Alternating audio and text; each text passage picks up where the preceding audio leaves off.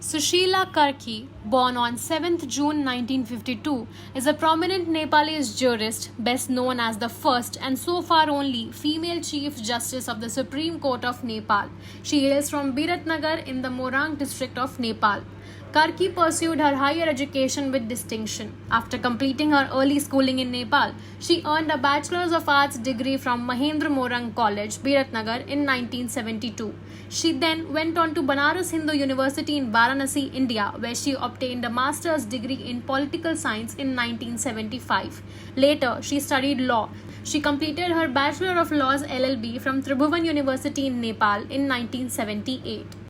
After finishing her LLB, Sushila Karki began practicing law in Biratnagar in 1979. She also worked briefly as an assistant teacher at Mahendra Multiple Campus in Dharan around 1985. Over the years, she earned the title of senior advocate in or around 2004 before being elevated to the bench. She also held leaderships in bar associations, notably as president of the Appellate Court Bar Association in Biratnagar. She was appointed as an ad hoc justice of the Supreme Court on 22 January 2009. She became a permanent justice on 18 November 2010. Karki served as acting Chief Justice from 13 April 2016 to 10 July 2016. She then formally took over as Chief Justice on 11 July 2016, becoming Nepal's first woman to hold that position. Her term lasted until 7 June 2017.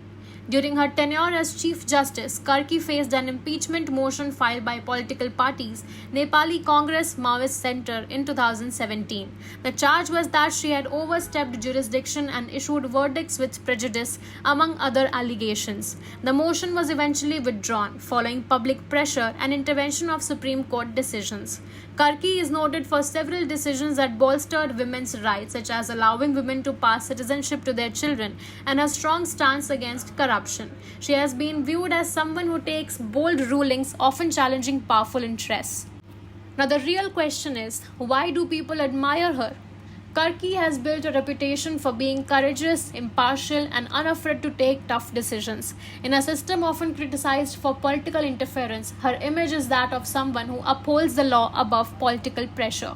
Her becoming the first female Chief Justice was a milestone. It represented breaking gender barriers in Nepal's judiciary, inspiring many women and young people who seek greater representation. Her long legal career, progression from advocate to senior advocate, Bar Association leadership, then to Supreme Court Justice and Chief Justice, gives her both expertise and a sense of legitimacy. Karki has often been associated with anti-corruption rhetoric and actions. The impeachment attempts against her and her resistance to them have further strengthened public perception that she is someone unwilling to compromise on principles. Beyond her judicial work, she has authored books, including her autobiography, Nyay, and a novel, Kar. The latter is set in Biratnagar jail, referencing her own detention during the Panchayat regime. Her willingness to reflect and share on personal experiences adds to her relatability.